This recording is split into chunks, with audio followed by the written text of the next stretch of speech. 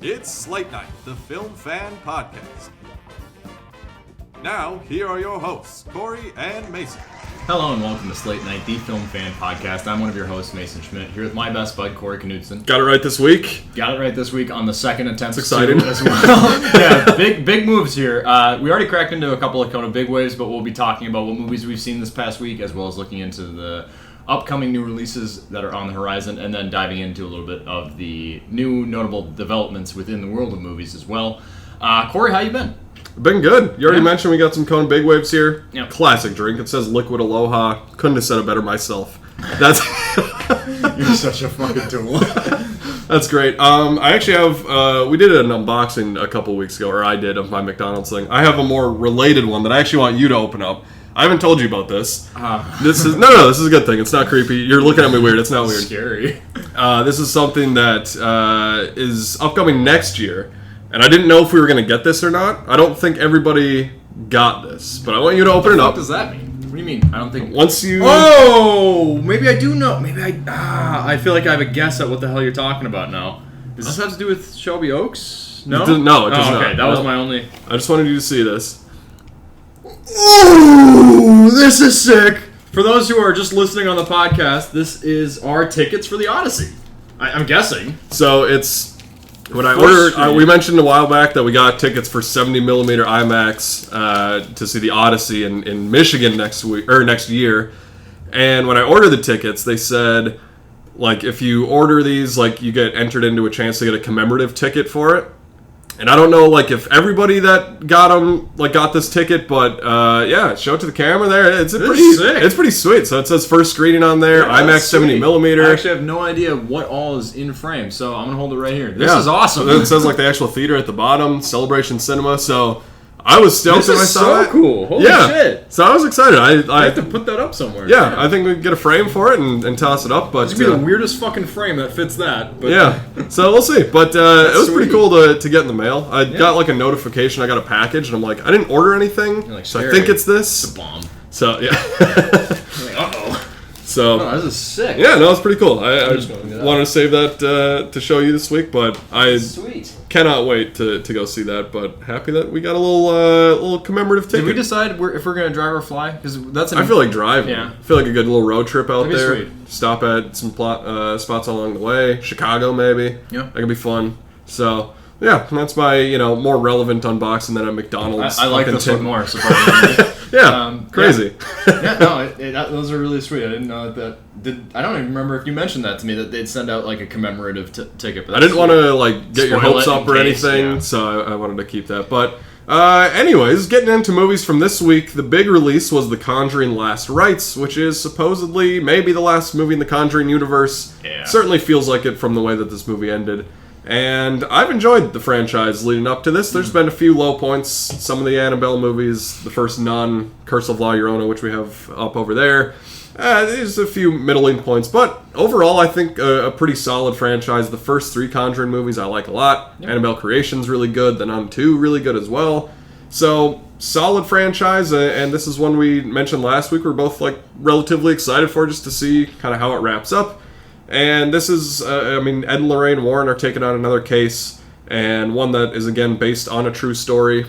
I don't know how much of it actually is true. Yeah. If an actual devil mirror was, running at him down a hallway. Yeah, sprinting down a hallway. Yeah, at sideways angle, which is crazy. Yeah. But you get Vera Farmiga and Patrick Wilson back in this movie as Ed and Lorraine Warren, which that's the thing that has always kind of carried these movies for me and elevated them above other ones, is that relationship is so much fun to be with those characters and just going on this journey. And knowing that there is an element of truth to it as well, where, a lot of these things are based on true stories and then they obviously extrapolate it for movies. Yeah. But just that air of truth is nice. And then their relationship is really sweet, too. I've always just enjoyed them kind of having their, flirting while there's just these things, crazy, horrific things going on around them. There's always a moment of downtime where they, get away and, a big climactic thing happened at the house of wherever this exorcism or possession is happening, and they just are yeah, it just reminds me of, our daughter. They'll just have, That sounds like I'm mocking, but they'll have like a sweet moment where I'm like, oh yeah, I actually really like this couple in this film, and I buy into their relationship. It always has worked. And I'm a big fan of the Conjuring like mainline movies, more so than the kind of superlative like Nun, Annabelle stuff. I haven't seen all of those. I have seen The Nun 2, which also was directed by Michael Chaves. Loved that movie. Was really surprised by that, but I think that this mainline Conjuring franchise has really handled a lot of like the good human and relationship moments where you kind of miss that sometimes in horror films. Oh, we certainly get that in this movie with their daughter in the movie. We've seen her in a couple of the other ones, I think. But this one, she gets a bigger role where she's starting to kind of get visions of her own, like her mom, and she becomes a bigger part of the story at the end too. Yeah. And I enjoyed seeing that. And again, like this movie, I think struggles a bit in the first half where it really is like two different movies, where one you get the haunted house element, like this family in Pennsylvania, I think it is, and it's very much like Conjuring 2, had the same like kind of setting and feel to it a little bit. Some good scares in there, which I liked, and then you get a lot of the Warrens doing kind of family stuff, and the daughter's getting engaged, and you get the son-in-law, which I actually really liked his character too. Oh yeah, Ben Hardy. Yeah, I thought he was great.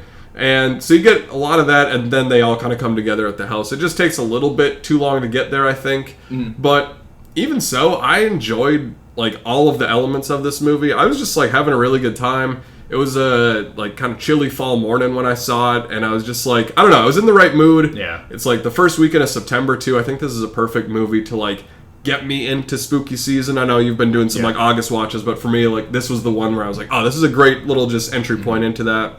And I think that like I mentioned, the relationship between the characters always carries these movies. It's never really scary, like we've mentioned in a lot of weeks, where like a lot of modern horror movies aren't like super memorable in the scares. I think there are a few good moments, a couple good like tension-filled scenes. That's what the Conjuring movies have been good at, I think, is tension-filled stuff. One in like a dressing room with like mirrors all around. Yeah, I thought that's in the trailers. Yeah, that's pretty good. So some cool shots in there. Obviously, some cool shots in the house and just some kind of disturbing imagery for sure. But I don't know. I had a really good time with this one. I thought it was a really nice kind of ending to this franchise. It was kind of bittersweet at the end. I was like getting a little sad. I was like, wow, I didn't expect the Conjuring movies to make me feel like, wow, I've been on this journey with these characters. And it kind of ends at this nice wedding with like Ed and Lorraine, and it's just I don't James know. Wan in the background. He's in attendance at this wedding. Yeah, and you get some cameos from the other three Conjuring movies too, which is just a nice little flavor to it, and just I don't know. I had a really fun time with it. It's nothing groundbreaking in the horror genre, but I'd probably give this movie like a B. I think it's really solid. I had a good time with it. I don't think there's too many major negatives for me, at least. Yeah, no, I'm right there with you. I gave it a C+ in my review, and it's not that like there's no big overarching like negative I have with this movie. Like I said, I'm a fan of these Conjuring films. I've never thought that any of them have been scary. I remember when the first one came out, people were like, oh, this is like one of the best, scariest horror films we've had in recent memory. And I was like, yeah, it's good. It's another possession, another haunting movie, and I do really dig it. But I've gone back to this franchise again and again, specifically for the dynamic between Patrick Wilson and Vera Farmiga as Ed and Lorraine. They're so great, and like I said, you get a lot of good emotional and like relationship-based moments between those characters, and you can really feel the trust and love that they have for each other. So it's always like it's a component that I don't get in a lot of other horror material that I really appreciate here, and it kind of smooths over some of the hard edges of this movie or the things that I might not like. I will say the opening of this movie floored me. It's a flashback to the birth of their daughter and the complications that came with the birth, and I remember watching the movie and I was just like so uncomfortable. I was so upset, and I was like, I know that they have a daughter in this universe and they have a daughter in the real world, like I get that, but I was like, if they lose this baby in this sequence, I'm leaving. Not that, like, that's something, like, I remember growing up, and I would be able to watch the most, like, heinous and violent shit, and it wouldn't get to me. Seeing stuff like that now that I'm married, I'm just like, oh, like, I'm getting sad watching this, and I whispered to my wife, because her and I saw it together, and I was like, we might, like, I know that they have a kid, and, like, but this could have been a prior pregnancy that didn't maybe go the full term or something or whatever, and I'm like, if this doesn't work out, we might be leaving. Like, I can't stomach this. But it goes well. Baby's born, and then we get a lot of her character within the present day, or at least present day within this film, which is in the 80s.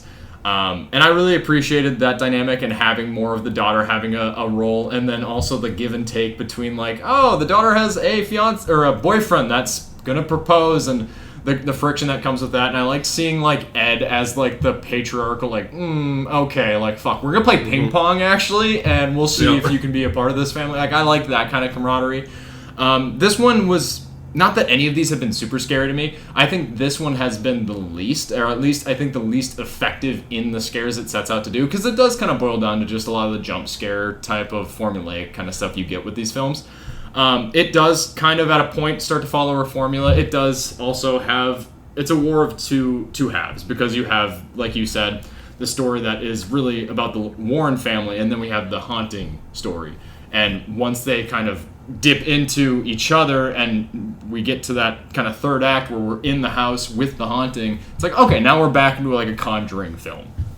I had a good time. Yeah, it does kind of fall into a lot of the stuff that we've seen like I remember in Conjuring 2, kind of like you're saying, because it is that similar type of haunting, and you get the same shots of like, oh, the family's out of the house and they're all looking at the house and they're wondering if they're going to get the kids out, or if this demonic possessed object is going to get destroyed, or what's going to happen. And while it wasn't like innovative really at all, it was still very watchable for me, and I really enjoyed it.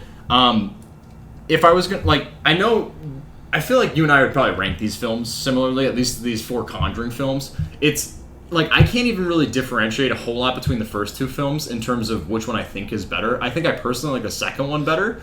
But like, if I was going to rank them, I'd go 2-1, and then I just do Devil Made Me Do It and Last Rites even in the third spot, tied, because they feel like, quality-wise, they all feel kind of similar. Mm-hmm. The first 2 are excellent, very well done, and very effective. These latter 2, I think they're pretty well done, and they teeter-totter on effectiveness in terms of the scares, but I still overall really enjoy them, and I think that they're not like the ugly stepchild of the Conjuring universe. I think that they belong with those first 2. It's just, first 2 are great. The third and fourth film, they're a step down, but they're still really good. So I really enjoyed this. It was kind of like what you said. It was a great way to set up September and get us into spooky season. Also, the movie's making bank right now, which I think this is a Warner Brothers release. So this will be the 7th release from Warner Brothers in a row that will make over $40 million at the box office. So that's also really interesting and exciting. So I had a pretty great time with this movie, and I'm happy that you were able to see it this week as well. Do you have a ranking of the 4, or would you kind of echo a lot of the same sentiment I have with how they break down, at least in quality? Yeah, I'm kind of in the same boat where like the first 2 are great, the third and fourth are still really solid. I enjoy them, but many franchises get a lot worse than this. Yeah. As far as like third and fourth movies go. I would go 1, 2, 4, then 3. Okay. But like again, 1 and 2 are pretty close, 3 and 4 are pretty close. But yeah, just kind of last points on like what you mentioned about going back to like the birth of their daughter, and like it felt like a nice way to have a full circle moment of like their first case, and then kind of tying into their last case that they did with this like mirror that was kind of connected with their daughter's birth. I thought that was a nice way to do it. I also have really liked the time period that all the Conjuring movies are in, of like the 70s and kind of the 80s in this one. Yeah. I just like the costumes and production design. The sideburns and the brown knit jackets and like And just like, even there's a scene where like a girl's like going back on a like VHS tape trying to find something, like a face in there. I always like scenes like that where like somebody's like replaying. That, they're trying to pause it at the exact moment. It's like, I remember having to do shit like that. Yeah. And that was on a DVD, not a VHS, just like stuff like that. Yeah, so I think Michael Chavez, who has done a lot of the last few Conjuring movies with Devil Made Me Do It, like you said, he did Curse of La Llorona and The Nun 2. It feels like he's been getting more confident as a director, especially with like Nun 2 and this one. It feels like he's taken that next step. The last thing I want to mention is that there's one scene in this movie that feels weirdly out of place, and it's with Annabelle in the last act of the movie, where it's concerning the Warrens' daughter, and it just kind of gets really big in CGI for a second, and it's not directly tied to the main like haunting, like artifact or haunting or whatever. I'm like, this feels like we kind of want to have Annabelle in one of our last movies. I'm like, I could have done without that. It's a pretty brief scene, but it just felt a little bit out of place and just kind of like franchise-y stuff. Yeah, there's a lot of things that within these 4 films, I'm like, why do we keep going into this fucking artifact room? And then in this movie, you have Ed bringing, like, they have a house party, and Ed's like, all right, here's the room. Don't These touch are all anything. the artifacts. These are all the things. Like, they're all haunted. They need to stay here. Which I like that reasoning of, like, you can't destroy it. Like, sometimes destroying it makes it worse, so it's better to keep it locked up here and safe from everyone else. And I dug this movie, and I dug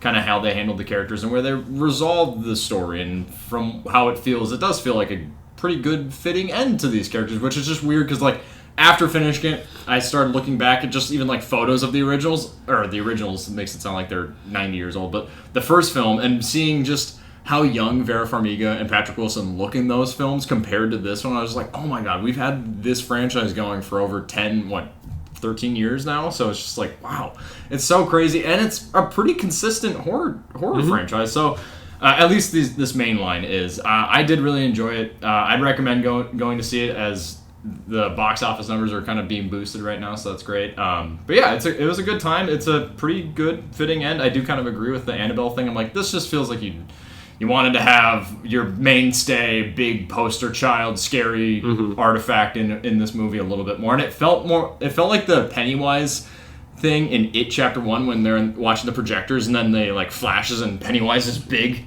there, and I was like, I kind of get what you're going for, but I'm like, I don't see how this really connects to what's going on, but fine. But yeah, it's a great time at the theaters, even if it's not necessarily the best of the franchise. It's still a worthy watch. A film that I said last week I started watching, said last week as well that I was not going to finish watching, but then actually right after recording I went back to my apartment and my wife was watching it, so I was like, fuck it, I'm going to finish it. I watched K-Pop Demon Hunters, finished it. I don't have a whole lot to say other than, hey, the music is somewhat good. The animation, I don't mind. It's actually pretty, it's fun to look at. I don't give a shit about any of the characters within this film. I don't give a shit about any of the story. I don't think any of it is really that inventive. It feels very formulaic. Aside from that, I'm happy that it's getting all the success that it's getting. We've talked about the fact that it's going to get a sequel here soon, too. It's just not a movie for me. I think it's completely fine. It's pretty harmless in terms of quality. But some of the songs, they're earwormy, and I've had a couple of them stuck in my head, so I'm not going to drag the movie because I don't think it's a piece of shit. It's just now I've seen it. I've seen the water cooler movie. Now I'm ready to move past this one, and I'm like, it's blowing up to a point where I'm like, I need to get away from this movie. And I'm getting more annoyed by the staying power of the movie than I am by the actual like quality, where I'm like, this movie's like nothing really to me, but it's just everyone keeps talking about it. I'm like, oh my god, can we move on from K-Pop Demon Hunters? But yeah, I did watch it. I kind of get some of the hype. It's a very watchable movie. I just didn't have any like big connection to it or hard really feelings about it. Just didn't really care much for it. Music's fine.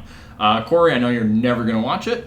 If you do, I'm sure you're gonna echo or maybe hate it more, maybe not. I don't know. If it gets Oscar nominations or a lot of award season stuff, then I will probably check it out. But there's just a lot of other things I want to watch. Yeah, I'm still massively in support. If it comes to the Oscars and we were getting kind of Best Original Song nominations, if this gets 1 or 2 nominees, I'd be like, yep, works for me. Because some of the songs are really good. I don't mind them. Yeah. Just the movie overall, I'm like, nah, it's fine. Yeah. I think that's it.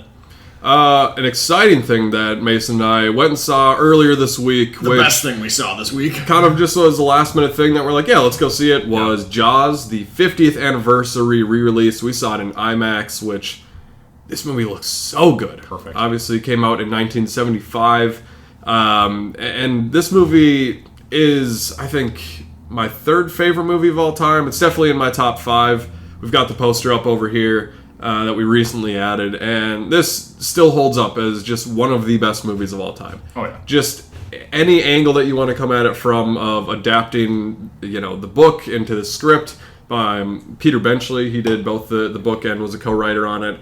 From Steven Spielberg's direction. We talked a few weeks ago about the blocking and the framing in High and Low. This movie also has incredible blocking and framing, and it just feels like something that is very old school, and I wish we could see more of instead of all these like quick rapid cuts. But there's so many scenes that are like long takes in this movie that are like oneers. They would probably be like marketed as now, but they're just so natural and effortless of just like somebody going into a house, going outside, and then there's like a big billboard underneath there, and you just stay with the characters as it's going, and you don't even really notice that it's a oneer, not like the Extraction movies or like 1917 or something, where like those movies do it great as well, but this is just a very effortless way of doing it. And just knowing that there was so many issues with the production of Jaws and how this movie looks like it was made just like so cleanly is amazing to me. The cast of this movie is great. I mean, that main trio of Roy Scheider, Robert Shaw, Richard Dreyfuss, once they get on that boat and they're just the boys on the boat hunting a shark, and they all have such different personalities and they bring something different to the table that helps them in this adventure. It is so great to see. Richard Dreyfuss is just this fun little, like, kind of nerdy guy. Robert Shaw is just this hardened, like, sea veteran who's just got his crusty old boat and he does whatever. Roy Scheider's he's the police chief of the town, so he wants to do things by the books and all that. So it's a great mix of characters. It's obviously not showing the shark as much is great. In hindsight, they didn't really plan on doing that. The shark just wasn't working. Yeah. So they couldn't do it, but it turned out to be great. And it is amazing just watching the movie again and seeing how little of it we actually see until like the final few minutes. Yeah. But it is just like the score by John Williams that sets it up so well. Just little visuals that you see of even just a fin or whatever it is. So I am in love with this movie. I'm so happy I got to see it in theaters. It was just a great experience in the theater too. Like with re-releases, I feel like people are more like everyone who wants to be there, like really wants to be there and is like respectful, not on their phones, not talking. They're just like, yeah, we want to go see Jaws. I could have saw this movie at home yesterday, but I chose to come see it in theaters with a group of people that are just big fans of this film.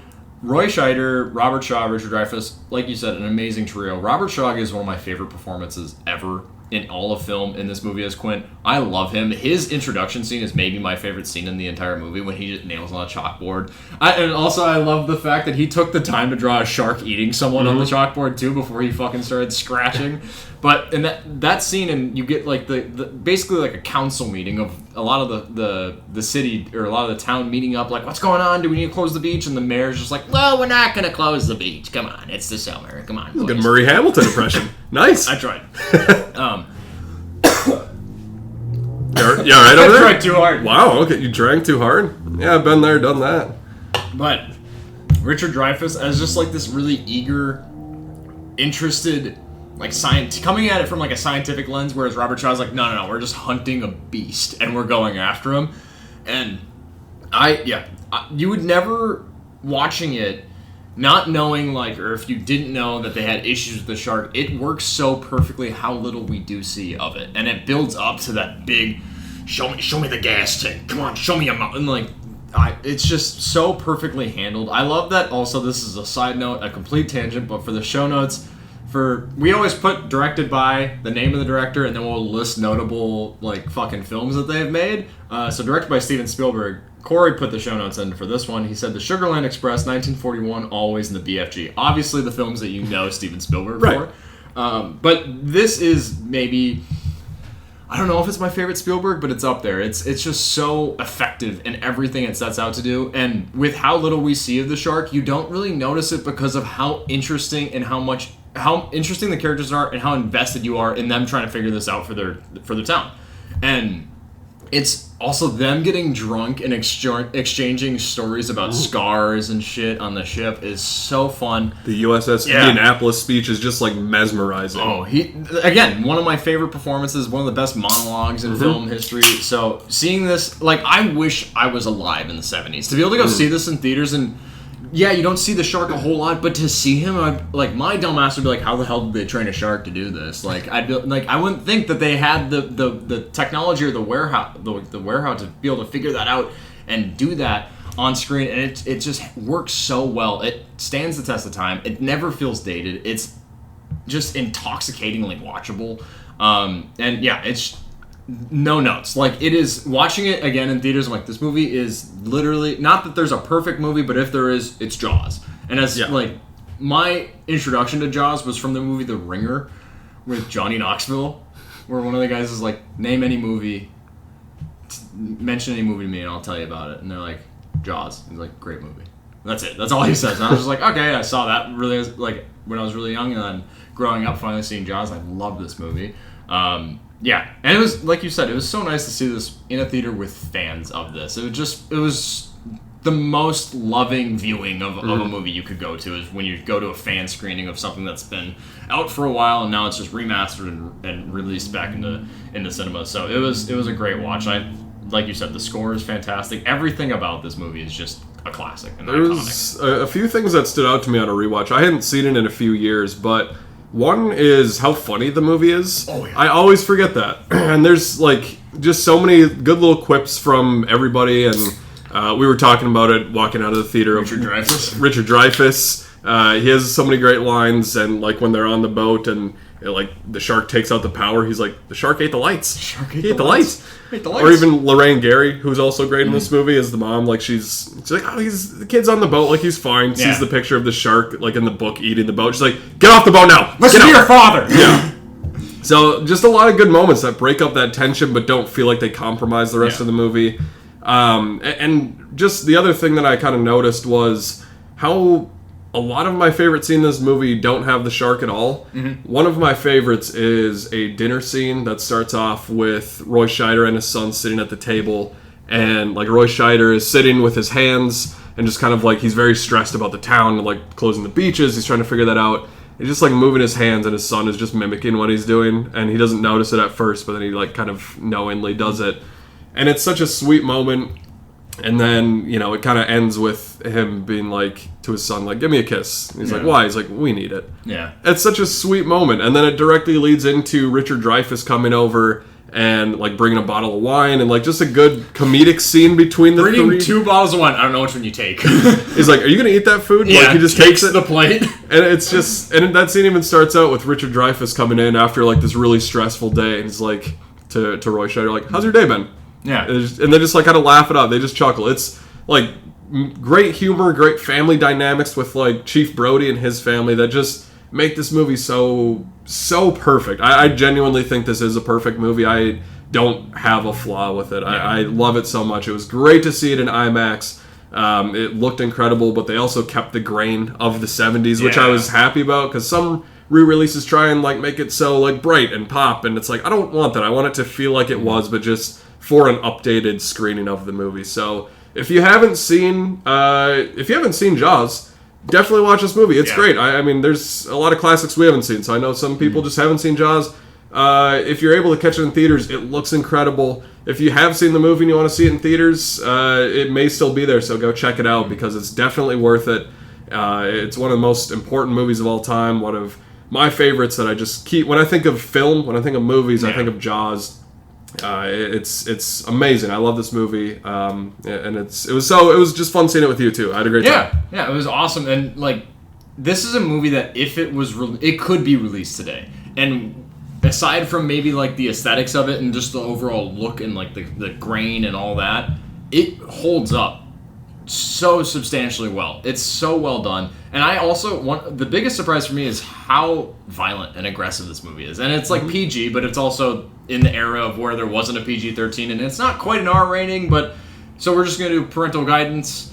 And then PG-13 comes out in the 80s, and I feel like this would probably line into a PG-13, but just some of the attacks and some of the stuff that you see, and not only that, but the fear that this film puts within the viewer when we have the buildup of the John Williams score leading into the shark, and then we have a shark attack, we have someone flailing in the water, and everyone's like, oh, what's going on? Are they having fun? And that, and then like the water's red, and it's just, it surprises me every time. I'm like, I forget how fucking baller this movie gets, and how willing it is to just, you know what, here it is, here's the blood. Someone's getting mauled, and like the scene with, I forget the kid that gets killed, but the mother goes up and confronts Roy Scheider, and she's like, so I heard that there was an attack the day prior. You could have had a way of stopping this from happening to my son, basically.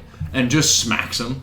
And he just stands there and takes it because he's like, yeah, I am at fault. Like, you're 100% right. And it's just, there are so many great scenes that I'm like, every character has a reason and a right to feel the way that they feel in this. And they have a good, like, it's just so well written. And it works. It just, like Corey said, if you haven't seen it, You need to see it.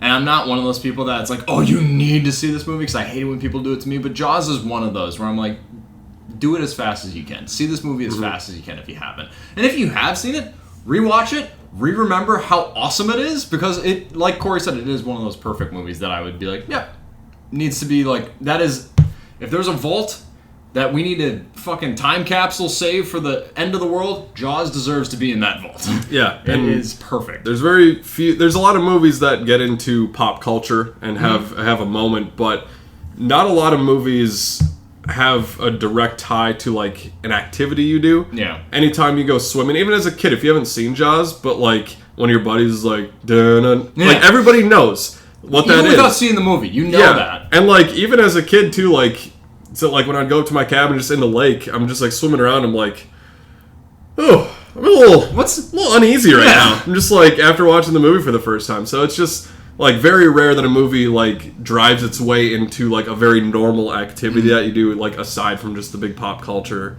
you know, part of it. Well, that and being like the first summer blockbuster and having all of the legacy that spans. But not only that, the production, talking about the shark failing, like not everyone knows about that, but that is so infamous to a point where it's so recognizable. And the production of Jaws and what basically went down, and Spielberg just having to try and fumble fuck his way through figuring this movie out. It's everything about it just works, and it's so iconic. So Jaws is awesome. It was so cool. It was the best movie I got to see in theaters this past week, which I wouldn't have thought of a movie from 1975, but it was just so sweet seeing this, and I'm really happy to, like you said, on a whim, hey, wanna go 4 o'clock, Jaws? Yeah, let's go see it. Yeah. Why not? It was awesome. One of the movies that I watched this week for the first time is a movie that I was intrigued by, not super excited about, because I completely forgot that it was coming out at all this year, mostly because it was a straight streaming release, and whenever that happens, I'm just like, that's like a made-for-TV movie. It's not that important. But The Thursday Murder Club came out. It's based on a book by Richard Osman, which my wife read the book. It's a cool little murder mystery kind of story about these retirees living in this assisted living or like retirement home, and on Thursdays they get to rent out this room in the facility, and they just unpack and try and solve cold cases and try and work through mysteries and stuff like that. The biggest, like, that story, that kind of synopsis, already kind of, I'm interested. Then you attach Chris Columbus to it, director of Home Alone and Harry Potter, Sorcerer's Stone, and many other things, but just someone that is so well in line with making great, iconic cinema, and also just with that, his films that he make, Home Alone, has a texture to it. It has like a tangibility. It has like a cool feel to it. So you got Chris Columbus behind the camera. Then you have a cast of Helen Mirren, Pierce Brosnan, Ben Kingsley, Celia Imrie, Tom Ellis, and Jonathan Pryce. Like, it is a stacked cast for a Netflix film. This movie bored the living shit out of me. The mystery is not that compelling. The intrigue is nowhere to be found. With it being a Netflix straight-to-streaming release, it looks like a Netflix straight-to-streaming release. Like, every Netflix movie looks the exact same. There's no, like, tangibility to the frame. Like, there's nothing feels real. Like, it's just so flatly lit. Everything has just, like, realistic coloring. Like, there's no style in anything that you get to see. And it just, every movie on Netflix that's a Netflix original, they all look the same. And it's just so fucking boring. I remember hearing about that critique when, like, Happy Gilmore 2 was coming out, and it was like, well, look at a frame from Happy Gilmore that came out in the 90s. Compare that to Happy Gilmore 2. Happy Gilmore is so vibrant, and the colors are so bright and sharp, and it looks so good, and, like, there's the film grain. You have a lot of cool aspects to the visual feel of this movie that are just completely gone with straight-to-streaming, and it still reigns true with Thursday Murder Club.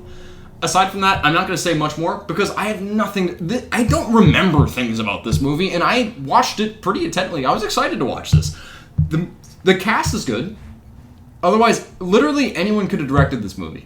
Telling me Chris Columbus directed this, that is a massive surprise. I would, if I didn't know that going in, I'd be like, you're lying to me. Because this movie is directed on autopilot. No one made this movie. There's no style to it. It's pretty flat. There is some charming dialogue and some bits of humor between the characters. Like I said, the performances are good, and you have a really good cast that has good chemistry, and there's some charm there. Aside from that, this is a fucking coma of a movie. You might as well just sleep for 2 hours as opposed to watching this. There's nothing here for you. Corey, did I sell you on the Thursday Murder Club? I mean, it doesn't surprise me. It just a lot of, like you said, those Netflix movies just are made by committee. It feels like just pump them out just for more content, not actually for like creative purposes. But yeah, Chris Columbus, he's a very interesting director just because like 90s and early 2000s with, you mentioned the Home Alone movies, first two Harry Potters, and Mrs. Doubtfire is great. Like, he was just really cooking there for a bit and just had a great feel on, like, I don't know, especially like young kids in movies and how to direct them really well and get good performances out of them. So, I don't know, kind of interesting that he's going like the other end of the spectrum with like an older cast and doing that. Not one that I'm really like interested in. You know, doesn't surprise me, and just hearing your review, it's not one that's really on my list to see.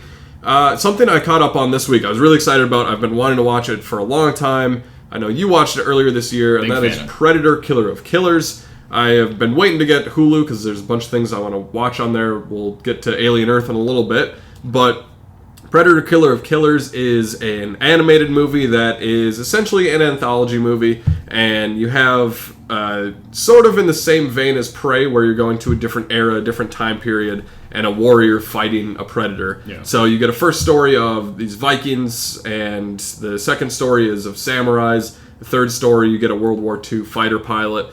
And with anthology movies or shows, there's typically like, we've talked about it before, one that you prefer more than the others, one that you're like, oh, that's clearly the best, and there's a few others. You almost automatically fall into, I'm going to rank these subconsciously, even not even like attempting or trying to. You're just going to end up having like a favorite, least favorite, and then like the middle one. Yeah, and with this, I was actually very happy to report that I really liked all three pretty equally. I liked just the different eras that they chose. I think like Vikings and this kind of like Norse sort of mythology in there was really cool. I love samurai stuff, so seeing like a lot of just great visuals from that and like kind of ninja elements in there. And then just bringing like a Predator ship with like this dogfight that's going on in World War II is really fun too. I really liked it. And then you get kind of a fourth act of the movie where they all come together. The Predators bring them back to their home world, and they have them fight in this little tournament gladiator style thing. And that fourth act for me, I think, lost a little bit of steam. It wasn't quite as interesting as being in their time periods. When they're all together, I like seeing them interact, and I had a good time, but it wasn't quite as good as those first three kind of acts were. But there are some fun, like, teases for what we could do with the Predator movies. There's a couple post-credit scenes in this movie, and one of them is, like, Predators have this, like, sort of, I don't know what it is, like a vault or warehouse or something, and you see the girl from Prey, you see Danny Glover from Predator 2, and you see Arnold from the first Predator.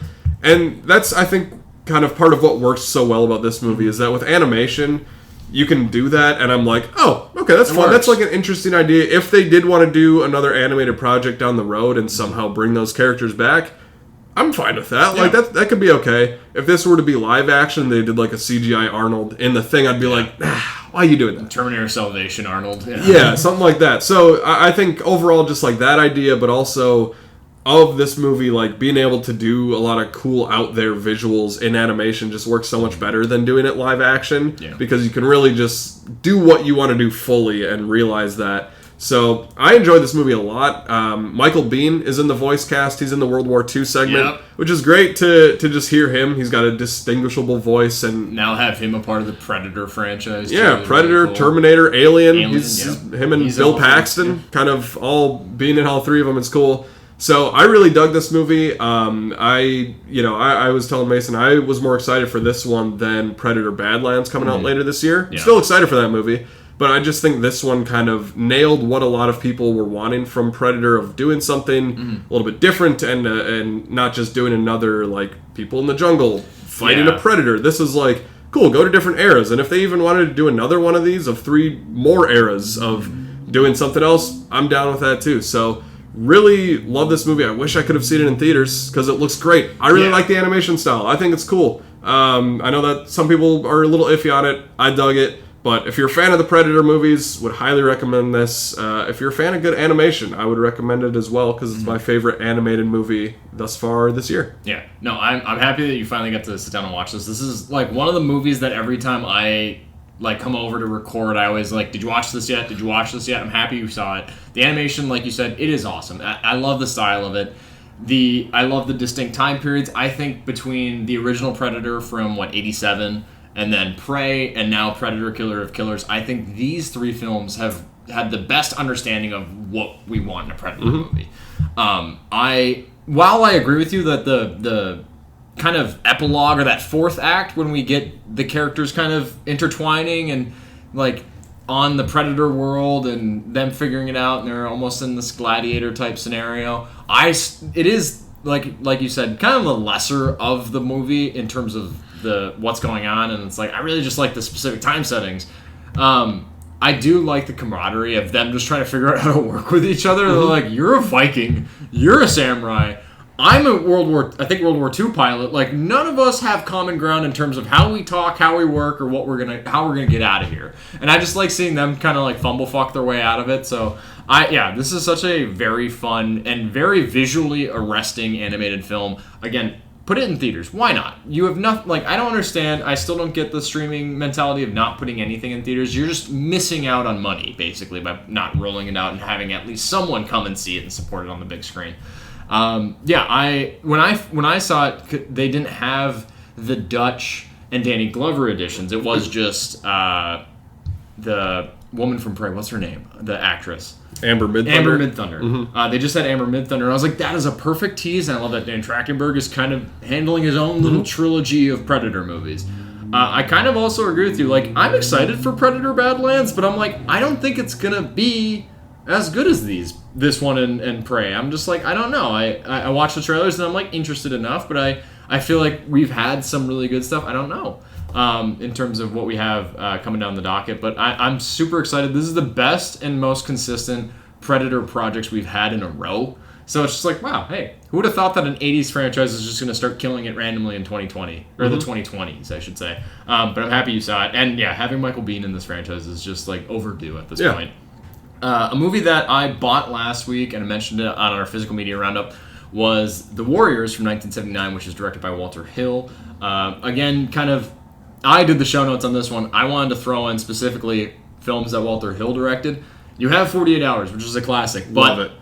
The movie that stood out to me, and I did not know, completely like blindsided by this, forgot that he made this movie, Bullet to the Head, with Sylvester Stallone and Jason Momoa from like 2013. Or it was like 2011 to 2013. I forget the exact year. I remember that was the action movie I thought that was going to be the end of all action movies. Just because I was like, this is it. This is the peak.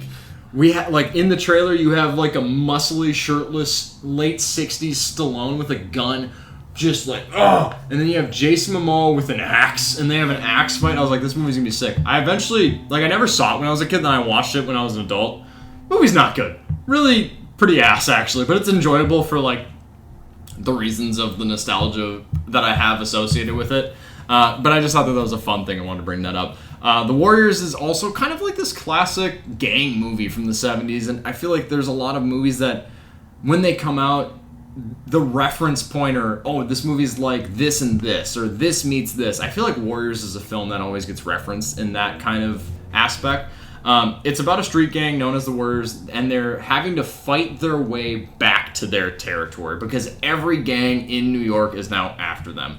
They had this big council of gangs with basically their overseer, their head leader, Cyrus, who's bringing all the gangs together. He's like, hey, we have 60,000 gang members and gang-affiliated people that we could completely overrun the New York police. Because they only have 20,000 police officers on staff. We can overrun them. And during this big meeting, Cyrus, the head leader, gets assassinated, and the Warriors are the ones that are getting pointed at. They're like, oh, it's the Warriors did it! The Warriors did it! And so Warriors have to just flee back to their home turf and try and survive the night. It's a very fun, I was going to say 80s. It came out in 79, but it feels like an 80s film. And you get so many cool design elements of these different types of gangs. The Baseball Furies are kind of an iconic one of this gang of just a bunch of dudes with long hair wearing like 30s to 40s baseball attire and having painted faces. And just there's a lot of just cool moments within this movie. It's a movie that feels a little dated. but I was never bored by it. There's not nonstop action in this movie. The plot line or the synopsis kind of reads like, oh, they're in fights nonstop. Yeah, they run into like kind of tiffs and they have to get out of sticky situations. There's a lot of chases and stuff. They're dealing with gangs and also the police officers that are after them. It's not necessarily an action movie beat for beat like, oh, we're nonstop fights. It's just a good chase movie, basically.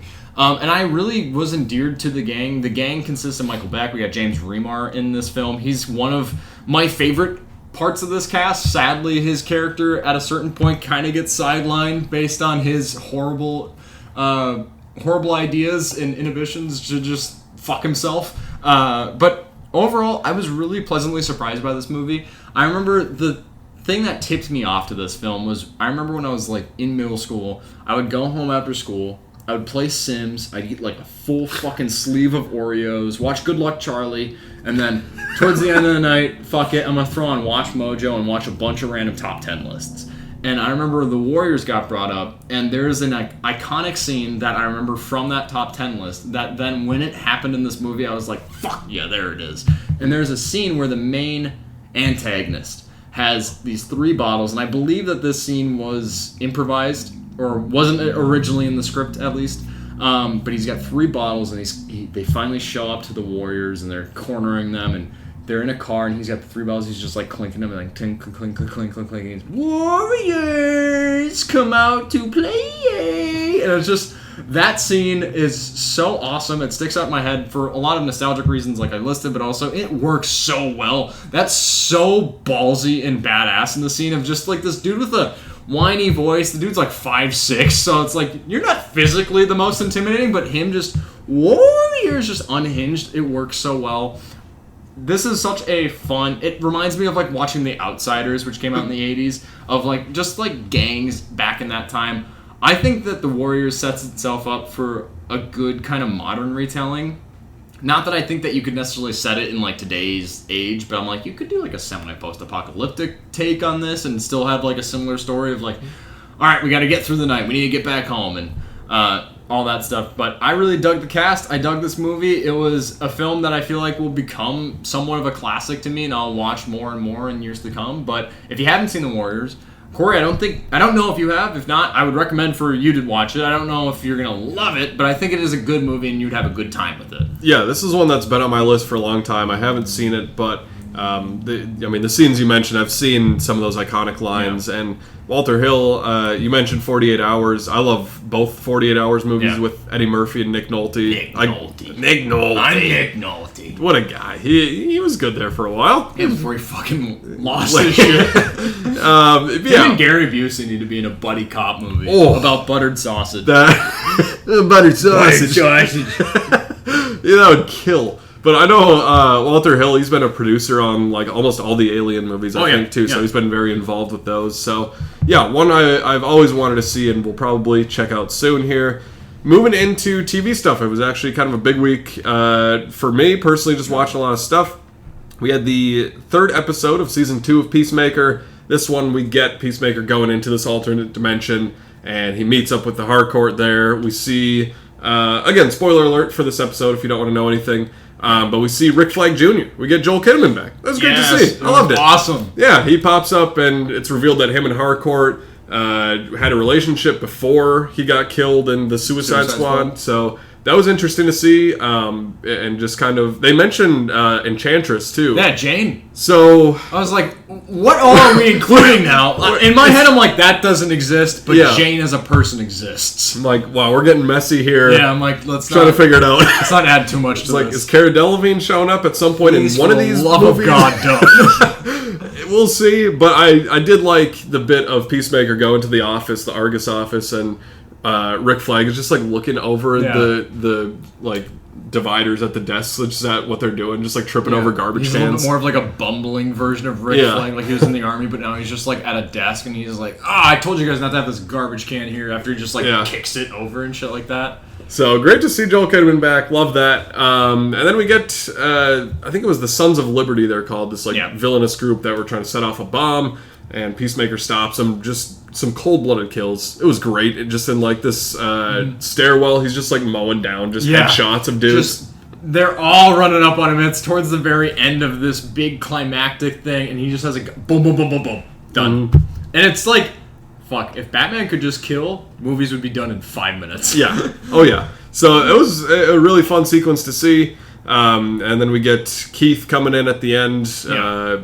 Captain Triumph, I think, is his actual name. Couldn't have told you that. So this world is a little sketchy, though. I mean, I've seen a lot of people speculating on what it is. It feels like it's going to be some weird white supremacy type dimension. Yeah. I don't know. That's kind of the vibe I'm getting from it. But we have a lot of that. Not too much else, like in the main dimension world. Yeah, his actual homeland. We get more of Economos and Argus team kind of starting to go to Peacemaker's house at the end of this episode, teasing that they're going to try and arrest him, and they bring in Michael Rooker as Red Saint Wild to kill Eagly. How do you feel about that? That is the one aspect of this show where I'm like, what are we doing here? Like, I love Michael Rooker. Yeah. But I'm like, he just feels so like, hey, we got Michael Rooker because James Gunn's affiliated to this, so now he's in this show, and we need to give him a weird oddball character that he can kind of do a one-off with. Like, I'm like, what is this? It goes back to what we talked about last week with Chip Meadows and bird blindness, which I've sort of come around on that a little bit. I think it is funny, but it still just sometimes feels awkward. I don't know. I want to see the season play out with Michael Rooker and be like, all right, do you need to be here? If he just gets killed in the next episode, I'll be like, why the fuck was this anything? Yeah. But solid episode, though. I enjoyed it. Just setting up some cool questions and seeing where this is going for sure. It feels like this one had a little bit more momentum than episode 2. Yeah. Of just kind of putting the story forward. But like we said last week, it's appointment viewing every week. I'm so excited to just see what happens every week because I don't genuinely know what's going to go on. Yeah, I love, like, the best thing about the Peacemaker show is I know fucking nothing about Peacemaker in the comics. So it's a character that I'm like, they could do literally anything with and I'm going to be surprised by. It's not predictable to me. This episode, I love, yes, we get him in that alternate kind of timeline or alternate dimension. I just like seeing characters happy. Because, like, we got, like, that first episode when he gets to experience sitting in and drinking with, like, his dad and his brother. And he's like, oh, my God, this is what I've been missing out on. He's just, like, kind of happy, but he's sad because he's like, fuck, this is crazy. But being able to just see him in this other universe's Harcourt and, like, oh, you guys got, like, chemistry. Like, you guys are cute. Like, this works. And, like, them just, like, talking. And then, boom, bomb goes off in front of him. Like, oh, it's starting right now. Like, I really dug the pacing of this episode. The episode was maybe one of the shortest ones of both season 1 and season 2, which was like maybe my only gripe I really have, aside from the Michael Rooker edition, where I'm like, what are we doing here? But I like where this is leading. I'm excited by it. I love just, like, yes, he's kind of a hero because he's doing heroic things, but he's also just fucking cold-blooded murdering people too, and it works for a laugh, and I'm like, I get why you can't be, like, a part of the Justice Gang or whatever, like, within this world. Like, it works so well, and I love how different and distinct he is from, like, typical heroes within, like, the DC universe and, like, the MCU. Like, I just like having a character that he's like, this is my own lane that I get to be in because I'm doing good things, but also I'm just shooting the fuck out of people. Like, and I don't care. Like, it's fine. Whatever his line is in Suicide Squad, he's like, I don't care how many people I have to kill. I fight for men, women, and children. Men, I gotta women, kill. Children, yeah.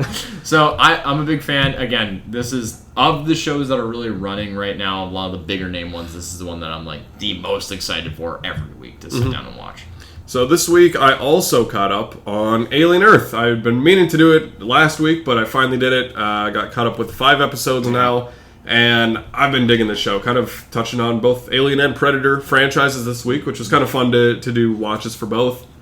And you've kind of touched on the basic plot points of the first 5, so I won't really dig into too much there. But essentially, this is before the first Alien movie, after the events of Prometheus and Alien Covenant. Not that it really ties into that, but just for a timeline kind of placement.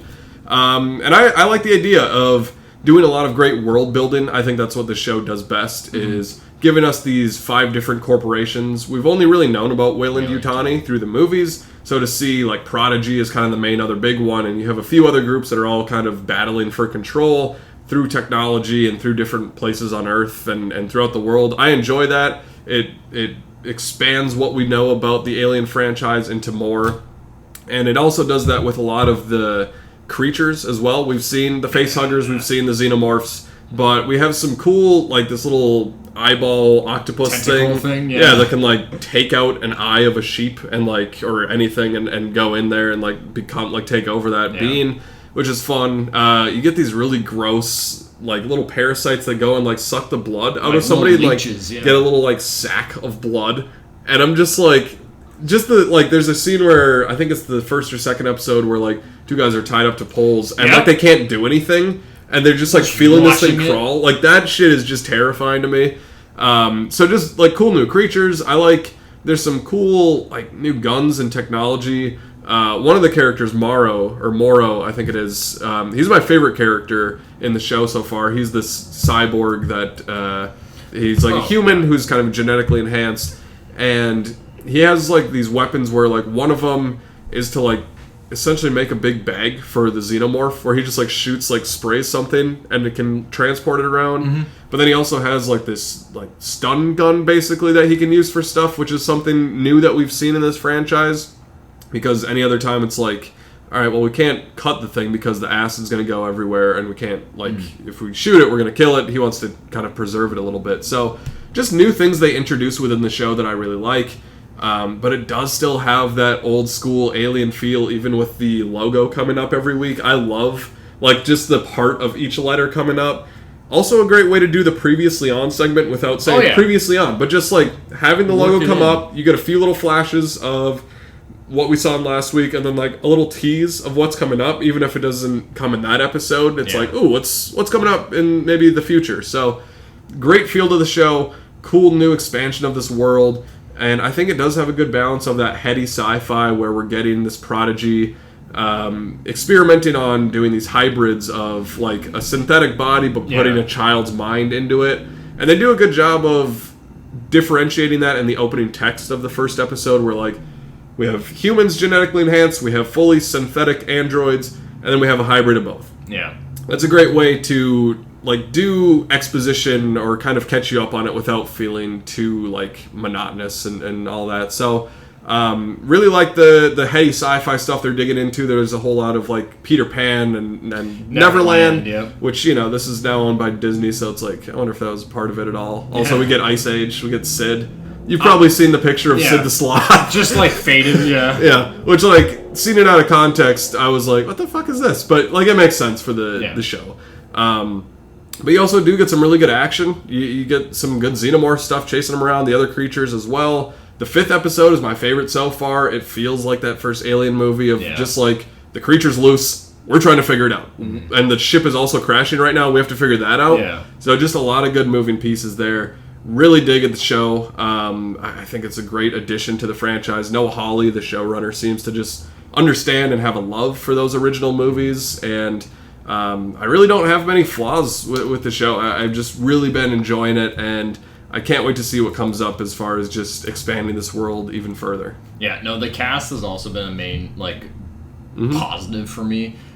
Sydney Chandler as Wendy has been phenomenal. Didn't know she was Kyle Chandler's daughter. I didn't know that until this past week. I was going to bring that up. It just like took me by surprise. I was like, no shit, that makes so much sense. Also, the intro is great, using the title, but the song that they play, Strange Brew, like Kill What's Inside, like that's been so earwormy, stuck in my head, and then I looked into it. I've been listening to it on my phone a lot. It was written, and Noah Hawley actually does the vocals on that, and it's an awesome song. I listen to it all the time. It's very good. The Essie Davis, phenomenal. Samuel Blanken, he plays Boy Cavalier. He might be my favorite character within this show. He's a complete asshole. Like, he's the worst person, and he knows it. Like, he's a smarmy dick. Like, he's a dickhead, and you buy into it. It works so well, but also like the fact that they are having these Weyland-Yutani specimens, these monsters, within their hands, and now he's like, how can we leverage this? Like, they didn't want us to have these. They didn't want anyone to know about these. How can we learn from these and then basically go back and compete with Weyland-Yutani? I like seeing these different 5 corporations. Also, this last episode being kind of, it does tie in and link up to the beginning of that first episode too, but also just an Alien show. Like, this is Alien again, not in the sense that it's a remake, but giving us this claustrophobic scenario where multiple aliens within this show, just because we have the different kind of species and stuff, which I do also really like. But a xenomorph hunting down a crew while the crew's trying to figure out their failing situation, and almost everything that they go do, something goes wrong, and then it sets off a thing for next that they have to go and try and solve, and then something goes wrong there, and it's so well done. And yeah, I don't have a whole lot of negatives. Sometimes it's slow, but I'm never like bored. I'm always so interested in it, and I have no idea where the fuck it's going. Like, I don't know where this season ends. I don't know what that final scene is. What is the punch of this show? I dig it though. I'm on board. I've loved it. I'm happy that you got to catch up, because now it's a little bit easier to be like, all right, so this is what's going on. But do you have like a favorite? The first 2 episodes were, up until this past week, my favorite, of that rescue mission and the ship going down and the kind of the intrigue of all that and the species getting out and all these monsters. But now, the 5th episode, I'm like, all right, this is like nostalgia to me, and also I love aliens, so being able to see this works so well. Do you have a favorite episode or a favorite aspect of the show aside from kind of like outside of it being within the alien world? Do you have a different favorite aspect of it? As far as favorite episode, the 5th one, I think for me just has. I think the whole show has a great balance, but this one I was just like, oh, this is. I love that it can have the heady sci-fi. That's probably, to touch on your other point, like my favorite part is that it can get into all that kind of big sci-fi stuff, but also still just be like, it's a fun action, just monsters. Yeah. It's fun. And I mentioned the character of Morrow. I like getting his backstory with his kid that he left, and just like that for me, I was like, okay, I'm latching onto you now. I understand what you want to do, why you want to do it, and it's great. I also want to shout out Alex Lothar in the show. He plays Wendy's brother, and he was in Andor. He was Nemec in that show, which I really like. So, yeah, really just solid cast. Timothy Oliphant, didn't mention him, but he's really good, too, as this synthetic. So just, a great balance of the Alien franchise, both the sci-fi and the action, I think. Kind of a blend of those first 2 Alien movies, almost, of getting some horror and action, sci-fi. All that stuff is really great. Excited to be on the train now, to watch these last few episodes week to week.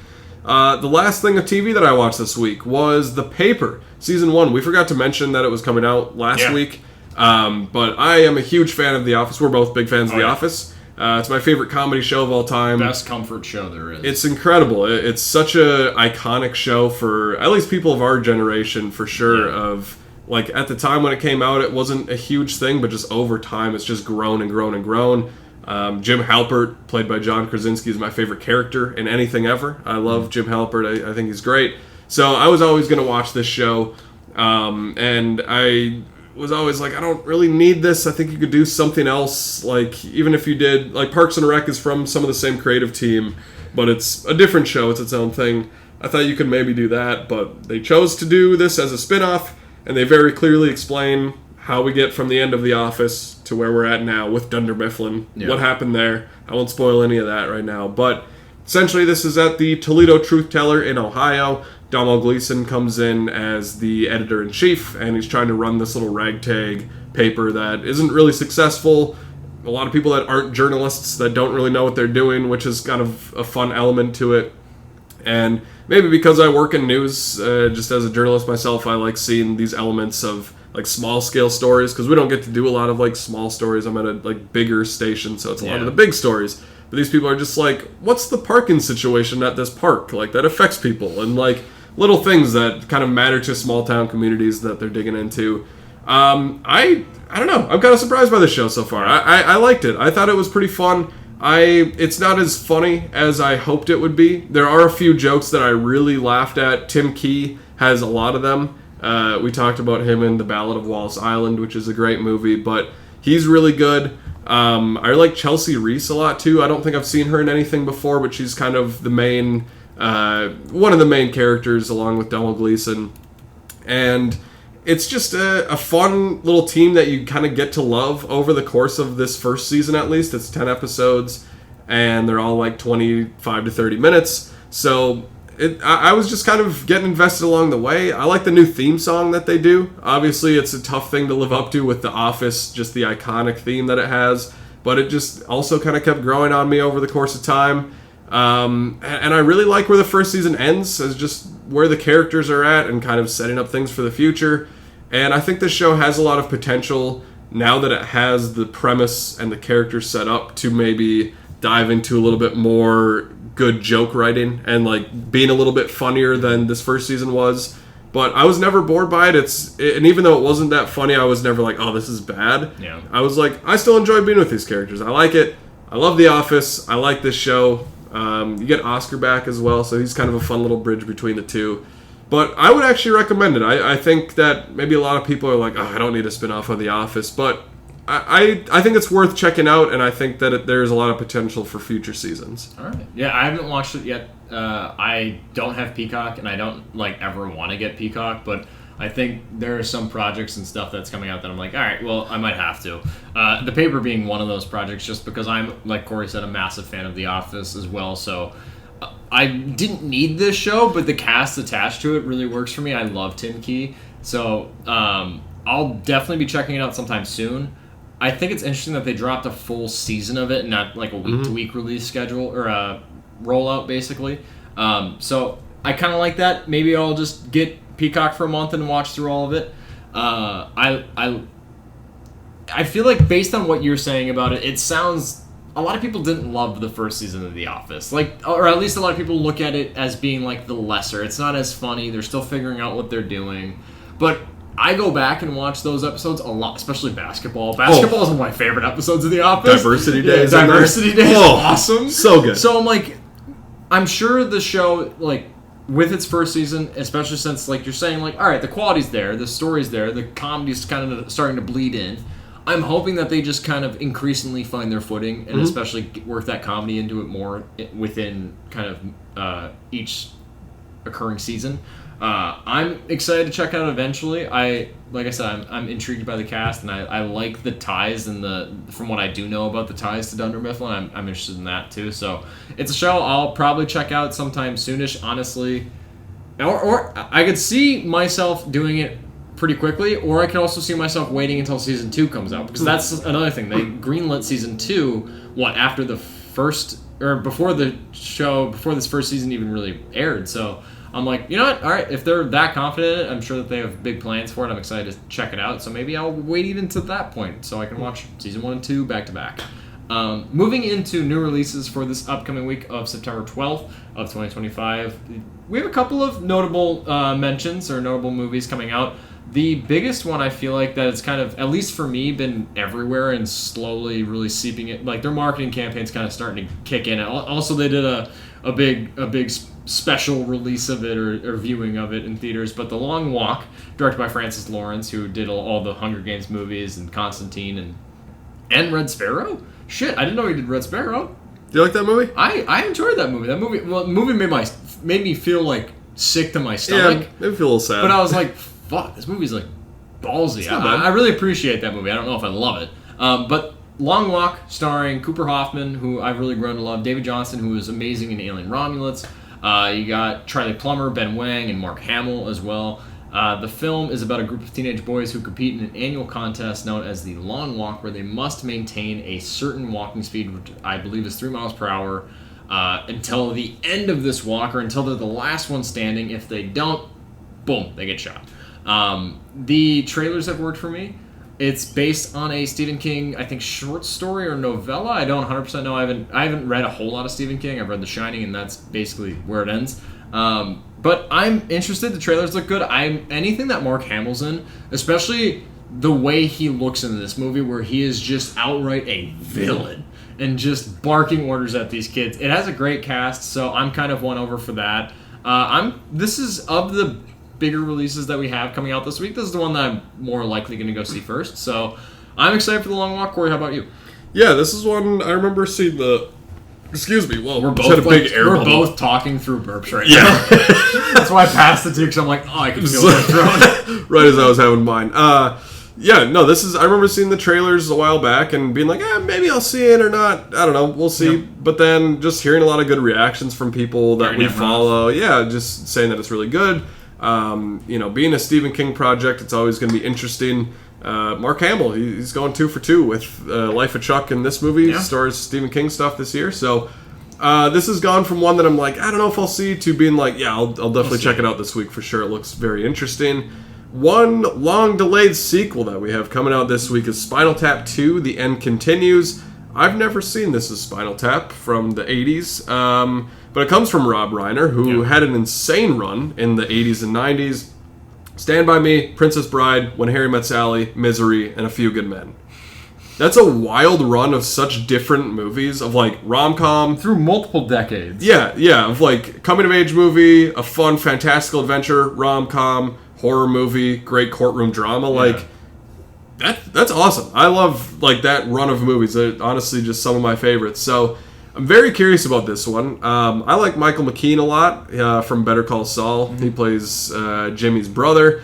So I don't know much beyond turn it up to 11. Yeah. That's like kind of the quote everyone knows, I feel like. So definitely I'm going to watch the first movie this week and go see the new one just because I'm so curious. I don't know how the quality is going to be of the second one, but definitely interested just to be caught up on both of these movies now. Mm-hmm. I do really like the first Spinal Tap. It's a really good spoof comedy. It's not my favorite spoof comedy by any means, but it is a good film. I think when I saw it, I saw it too old maybe, or I maybe missed the boat on it.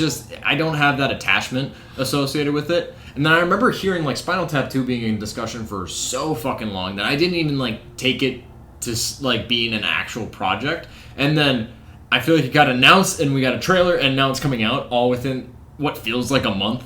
I know it's been several years of trying to figure this out, but now it's coming, and I'm like, oh, okay. And it just doesn't feel like a standout movie coming out to me this year. It doesn't feel like, oh, hey, an event film with 2025 is the sequel to Spinal Tap. I'm like, also this is happening. So I'm sure I'll check it out. I like the first one enough. I think it is a pretty good spoof comedy. The trailers haven't like sold me on it, but also I feel like trailers for comedies, it's like ice skating uphill. Like it's a hard task to really sell me on a thing where you can show me like 10 seconds of a joke and get the timing down and make me laugh or really win me over to anything.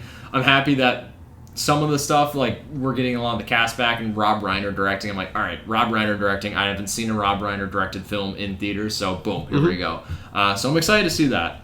A movie that I have no interest in seeing, and that's not a knock on this. It's a part of a long-running TV show franchise that's now branched into films, but Downton Abbey, the grand finale, directed by Simon Curtis, is now coming out in theaters, and my biggest connection to the Downton Abbey franchise, book, or movies, TV show, is that of my grandmother, who was like, hey, you should watch this show. I've seen this show. It's really good. And I was like, I won't, because it doesn't feel like my cup of tea, but happy that you love it.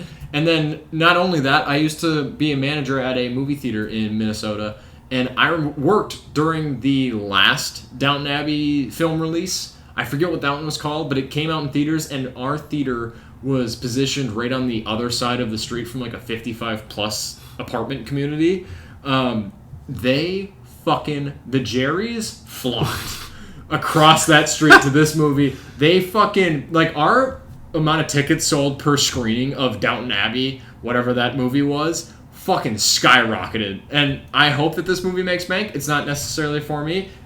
For it to be kind of the conclusion to the Downton Abbey is kind of crazy to me, because I feel like that's a franchise that's just been going on for so long, whether it's the TV or the movie. So it's coming out this week. I have no connection to this. I have not seen anything of it. I've not been exposed to the story of it. I'm sure it's great. Not necessarily my cup of tea, but hey, you have this to look forward to if you're not really into Spinal Tap 2 or a edgy Stephen King thriller. Much like you, my grandma talks about watching Downton Abbey. She's like, I love this show. It's so great. Just the British royalty doing their thing.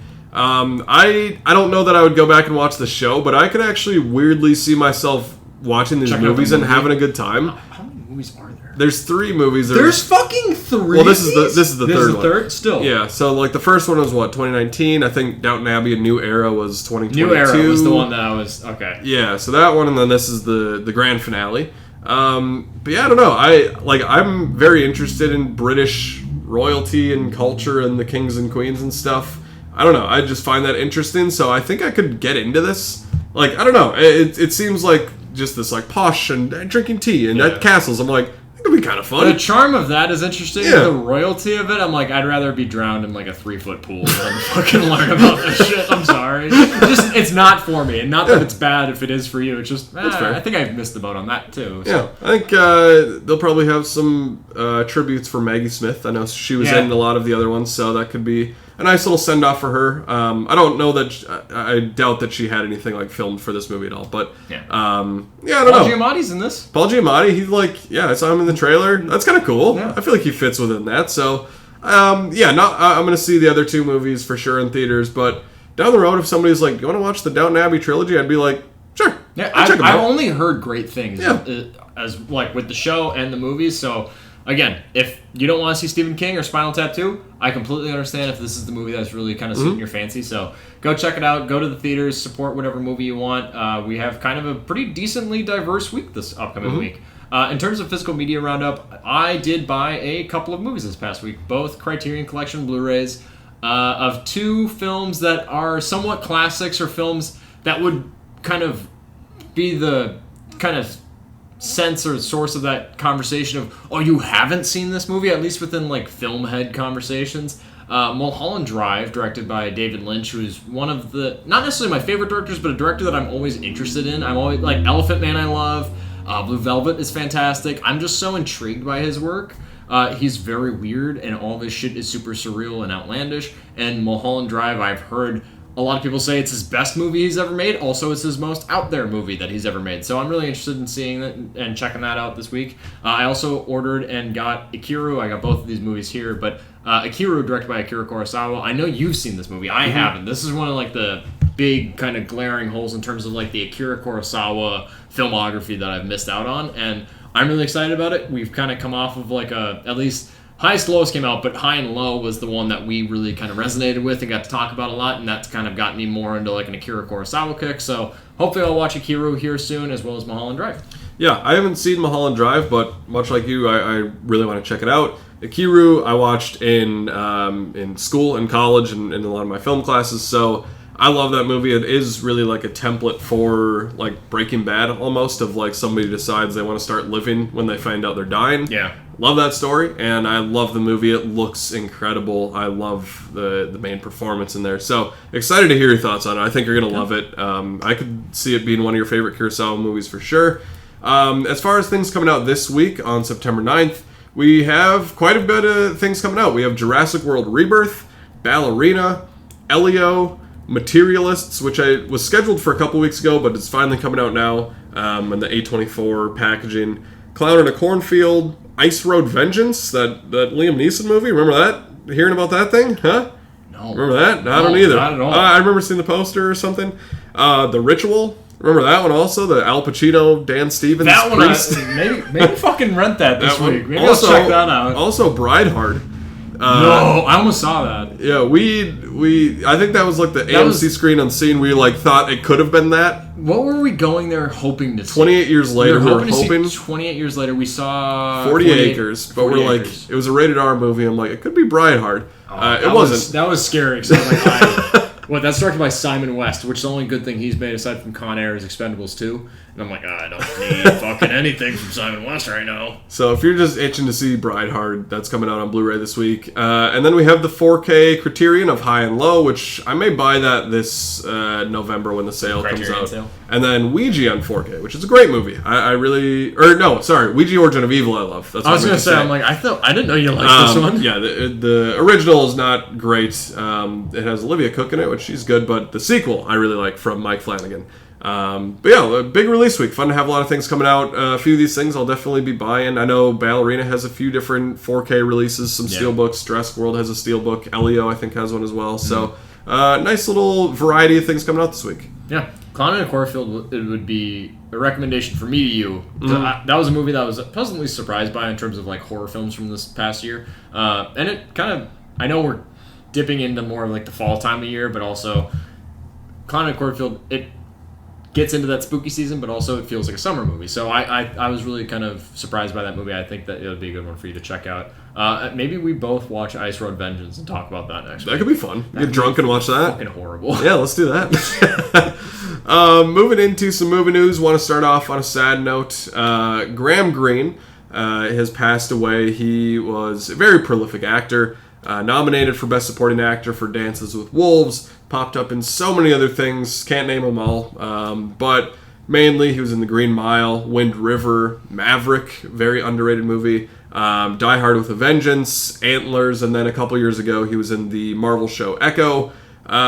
Just somebody that always popped up, and I don't mean this in like a negative or in a weird way at all, but just in a lot of like Native American roles. He was a very like one of the Native American actors that is just always like so recognizable, always great in everything he's in.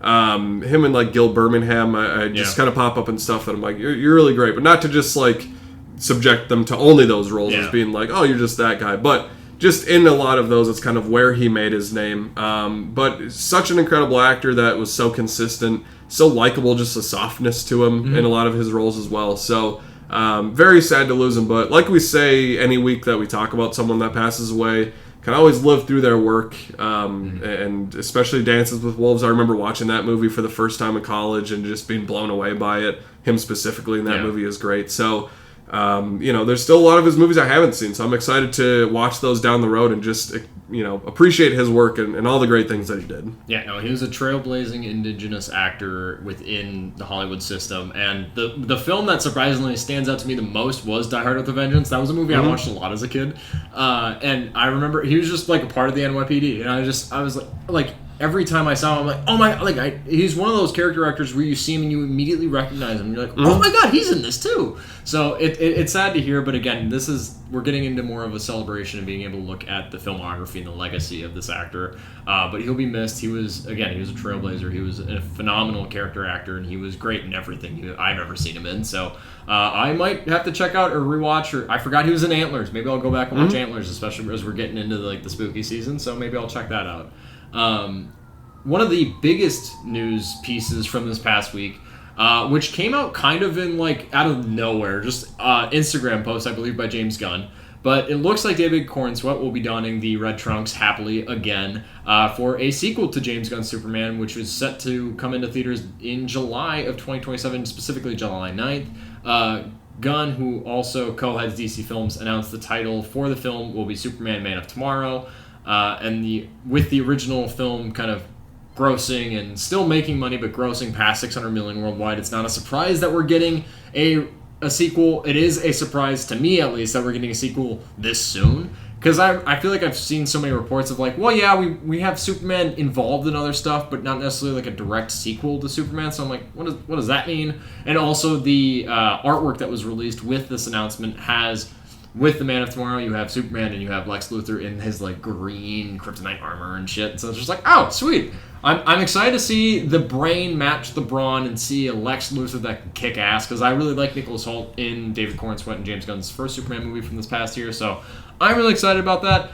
I wonder if because Supergirl was originally called Woman of Tomorrow, which I know it's a completely different comic line, but I wonder if they dropped that Woman of Tomorrow kind of subtitle just because they're like, well, we have a plan for Man of Tomorrow and we don't want these titles to be too similar. So just a weird thought, random thought. I'm really excited about this. I love David Corenswet as Superman, so I'm excited to see him again. Yeah. I know, we got Supergirl coming out next year. I think it is just called Supergirl now. Yeah, it was originally Supergirl, Woman of Tomorrow, and then they dropped that part. So I'm like, is that because you guys had plans for Man of Tomorrow? Yeah, so it could be for sure. It'll be interesting. I don't know if it was confirmed that James Gunn's directing this movie. I don't think they said for sure. I think he might be, but I also don't know off the top of my head if that was confirmed. Yeah, I would assume he would do it, but I guess we don't know 100%. But yeah, I'm excited for it for sure. I like the Superman movie, much like you did, and we'll see. I'm sure he'll pop up in Supergirl to some extent. Do you think he shows up in Peacemaker? I think it could happen. I think he might towards the end of the season. They've teased that the last 3 episodes of Peacemaker were very cagey about the scripts being released. So I'm like, who else is showing up in this thing? Are we going to get a Batman in here? Do we get some big, first time casting of stuff? Are we going to get Wonder Woman? Yeah, it'll be interesting. Yeah, a lot of big updates from DC. It feels like every week James Gunn's posting something on Twitter that's like, this is happening, this is happening, this happened. I'm like, whoa, all right. Sometimes I'm like, dude, you're too active to be a studio head. Just chill for a second. But also I'm like, I kind of, as a fan, I really appreciate being able to see all these updates so quickly on shit. Yeah. Moving into some award season stuff. We're getting into that time of year. Love it. With September being here now, a lot of the film festivals are happening. One of the big ones is the Venice Film Festival. And we had the Golden Lion, which is essentially Best Picture at that film festival. And it went to Father, Mother, Sister, Brother, which is Jim Jarmusch's movie. I actually haven't seen a lot of Jim Jarmusch films, but the one that I have seen, Patterson, I really like. I love that movie, and I'm very curious about this one. It has a really good cast, so don't know much beyond that, but I'm sure it'll be coming out within the next year or so. That's kind of typically how these things work, so maybe next award season we'll be talking about this movie. But moving into the TV side of things, this weekend we had the Creative Arts Emmys, which, if you don't know, is kind of the below-the-line categories for the Emmys, for the TV awards. And next weekend will be the actual Emmys of the big awards happening on Sunday night, which I'm excited for. There's so many Creative Arts Emmys, I'm not going to go through all of them. But a few of the big winners from this weekend, the studio got a bunch of stuff. One that I was really happy about was Bryan Cranston as the guest actor. I've talked to you about it. He's so funny in the show, and he's great, so I love that he won that. Also, the studio got cinematography for their Wonder episode, which is just such an impressive episode, so absolutely deserving.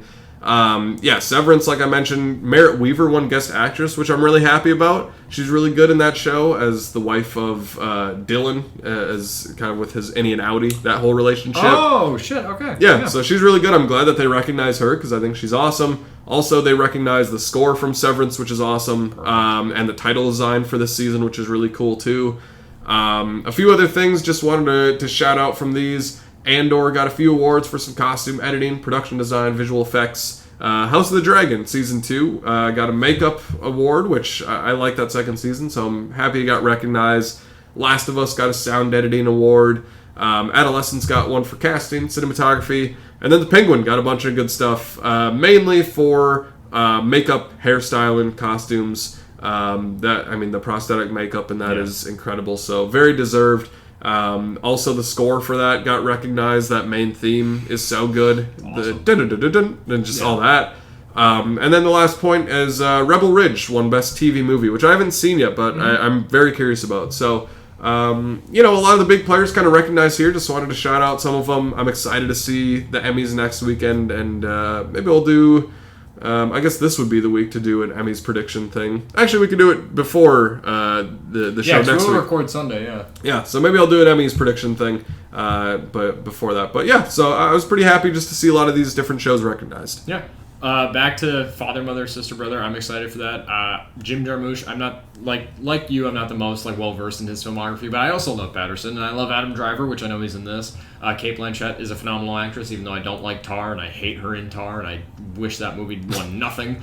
But I'm excited to see this film. I love when, festivals start going around, because this is when I start to hear about the movies that are really going to matter towards the tail end of the year. And those are typically the movies that have a lot of staying power, at least for me. So I'm excited moving as we get more into the fall and the more awards heavy contenders, especially going into the end of the year. I'm not the biggest TV person, so therefore I'm also not the biggest Emmy person, but it is cool to see Guest Actress go to Merritt Wever. These are some of the awards that I don't 100% pay the most attention to, but it's cool to hear about.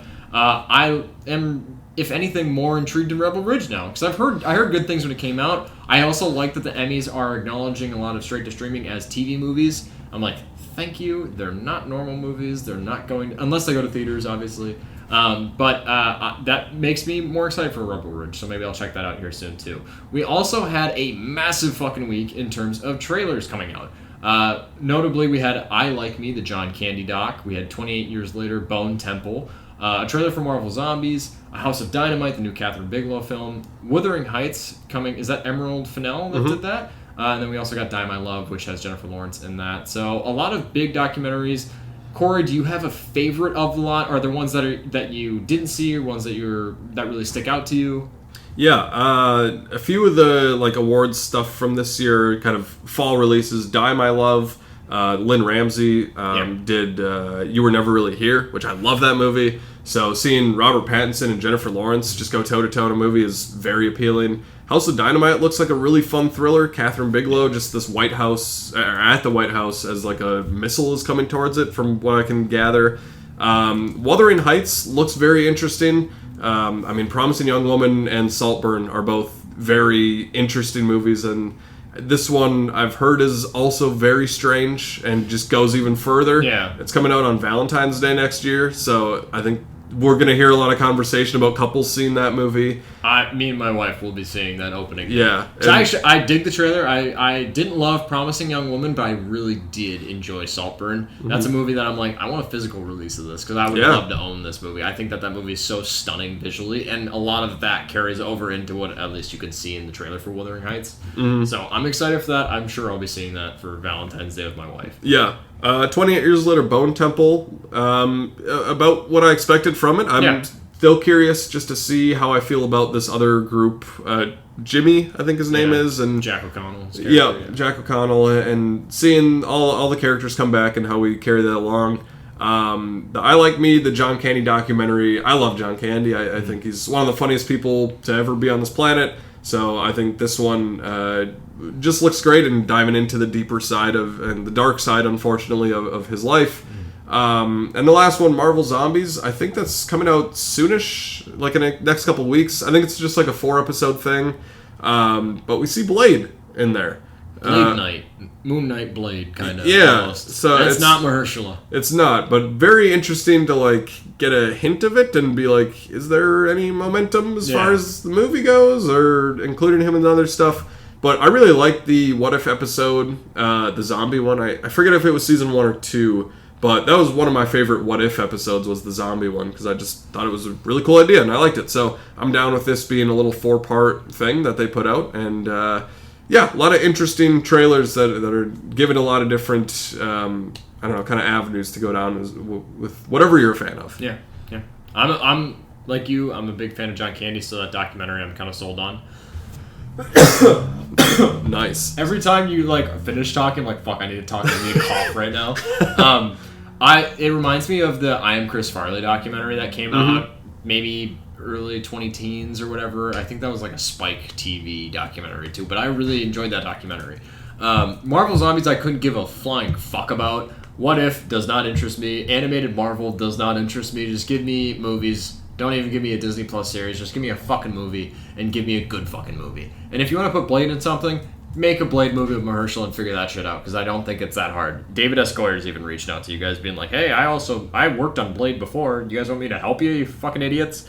House of Dynamite, I'm avoiding the trailers for that. I heard a lot of good buzz surrounding this film. I'm a big Catherine Bigelow fan. I love Zero Dark 30 and obviously Hurt Locker, so I'm going to go into this movie as blind as I possibly can. So I'm excited by a lot of these trailers, and a lot of these projects are movies that I'm going to be seeing in shows that I'm somewhat tapped into it, even though I don't love Marvel Zombies or care much for it. I'm like, oh, okay, well, what are they going to do with the Blade aspect specifically? But yeah, big trailer week. Of these, I think House of Dynamite is the one I'm most excited for, and it's the trailer I didn't watch. So. Fair enough. I think that's getting a limited theatrical release, and then it'll be on Netflix later this fall. Yeah. So we have a new Street Fighter movie coming. I've never seen the original. I don't know anything about Street Fighter. Never played. I was a Mortal Kombat person. Mortal Kombat kid. Yeah, I never really played either one. I'm not a huge video game guy myself, but Street Fighter is. I know there's the Jean-Claude Van Damme movie in 94 or something. Yeah. I don't know. I don't know much about it, but we're getting this movie in October of 2026. There was a deal struck between Legendary and Paramount, so we got Noah Centineo, Andrew Koji, David Desmalchi, and Jason Momoa, so a pretty fun cast, and something I'm interested in, and it could be something like the 2021 Mortal Kombat, where I hadn't seen any of the older movies, then I watched them before and kind of enjoyed the world. Feels like something I could do with Street Fighter as well, watch the Jean-Claude Van Damme movie before this one, and then getting into, this maybe a franchise, maybe not, we'll see. But something I'm definitely curious about. Yeah. I don't know the most about Street Fighter, but I like the cast that's kind of starting to come out about or surrounding this movie. Also, there was some set photos of Noah Centineo, and I'm like, this dude's fucking jacked, holy shit. So I'm interested enough in the Mortal Kombat movies, so I'm sure I'll see these as well. But it's not. I don't have a lot of connection to this franchise either. A franchise I kind of have a big connection to, just because I do love these video games, is Call of Duty, which we officially got word that with Paramount and Skydance now joining up, and Activision also having officially announced a live-action Call of Duty movie, bringing the $30 billion video game franchise finally to the big screen. I know that there was talks of like Steven Spielberg at one time trying to make a Call of Duty movie, which I'm like, why the okay. But this project was revealed this past Tuesday, and Paramount will be developing and producing and distributing the film, with Activision serving as a creative partner. The studio says that the adaptation will honor the series' rich narrative and distinct style. The big thing for me is like, what are you going to do to set this apart from just like a standard military or war film? Are you going to introduce a lot of the characters that are kind of popular from the franchise, like Reznov or Captain Price or Soap McTavish, or what are we doing here? So it's something that I'm interested in, but I'm not like excited necessarily. It's more of like, what are we doing here? Why do we need to make a video game adaptation of warfare? Like, this could be anything. Mm-hmm. Yeah, I don't know. I think that this could be okay. There's a lot of interesting storylines through the Call of Duty games. Yeah. I know I just said I'm not a big video game guy, but playing Call of Duty Black Ops... Oh, yeah. That is my favorite Call of Duty game, and the one that you and I play when we're just getting drunk and playing Black Ops Zombies. Like, that game is so nostalgic to me, and I love the storyline in that game, especially. But, like, some of the Modern Warfare games are pretty sweet, too. So, like, there's more hope for this one, for me at least, than, like, other video games where they're like, I don't know, we're doing, like, a Hot Wheels movie, where I'm like, what's just the cars. Story there, yeah. Like, whatever. But this one, yeah, it's certainly interesting. And I don't know, it could be fun. I hope that they get a good creative team and make it, like you said, kind of different than any other war movie that we've seen, for sure.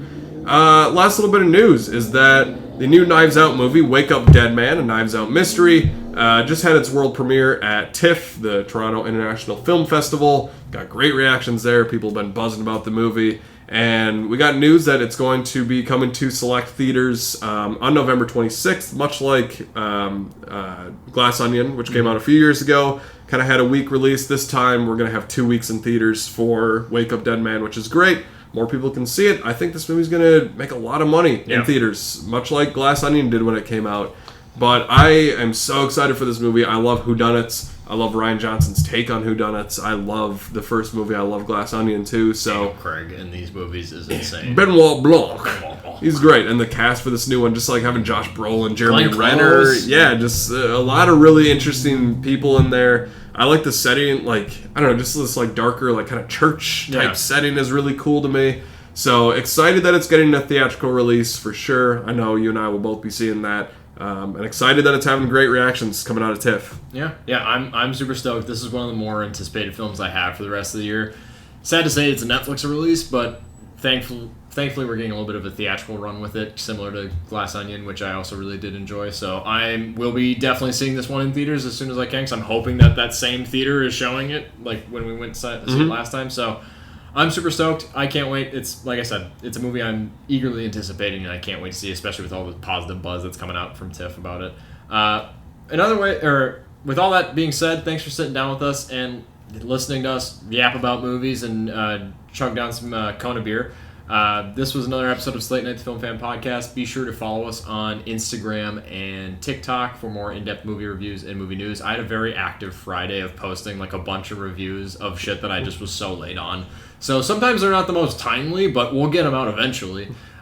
In the world of film, it's not just about what happens on screen, but it's also about who's sitting next to you in the theater. Also, didn't want to end this episode without pointing out your Josh Dobbs Vikings jersey. I almost took this off midway through the show because I'm so fucking sweaty. It's so warm in here. But football's back, baby. It's the best time of year. We're getting football. We're getting into the colder weather, sweatshirt weather, and yes, we are Vikings fans, but also the only Vikings jersey I own is a Josh Dobbs That's jersey. The only one? Only one I have, wow. Yeah. Okay. Yeah, this is the third Vikings jersey I've ever owned. I had a Sidney Rice jersey because he was a fucking god, and I had a Percy Harvin jersey. Nice. So now I have a Josh Dobbs jersey, which if you're not in on fucking football, sports, or Vikings, yeah, he doesn't play for us, and he barely played for us, but he was really cool. It was a really exciting time. Magical run. Oh, yeah. 4 games. Astronaut, when he was just fucking running up and down the field against the Falcons, I was like, whoa!